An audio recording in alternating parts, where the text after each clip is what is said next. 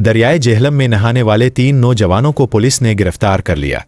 जेहलम में दरियाए जेहलम में नहाने पर आयद पाबंदी की खिलाफ वर्जी पर 3 नौजवानों को गिरफ्तार करके उनके खिलाफ मुकदमात दर्ज कर लिए गए। गिरफ्तार अफराद में रईस खान, रुस्तम मोहम्मद और मोहम्मद जीशान शामिल हैं, जिन्हें पुलिस थाना कैंट चौकी जेहलम ने मौका पर ही दरियाए जेहलम में नहाते हुए गिरफ्तार किया। हालिया दिनों में दरियाए जेहलम और समाल डैमों में नहाने के दौरान मुतअद्दिद अफसोसनाक वाक़यात पेश आए हैं। सिर्फ गुज़श्ता 2 माह के दौरान दरियाए जेहलम और समाल डैम्स में नहाते हुए 17 साला लड़की समेत 10 के करीब नौजवान जान की बाजी हार चुके हैं। डिप्टी कमिश्नर जेहलम ने शहरियों की जान और माल के तहफ़्फ़ुज़ के लिए दरियाओं, नहरों और दीगर आबी ज़ख़ायर में नहाने, तैरने या अबूर करने पर दफ़ा 144 के तहत मुकम्मल पाबंदी आयद कर रखी है।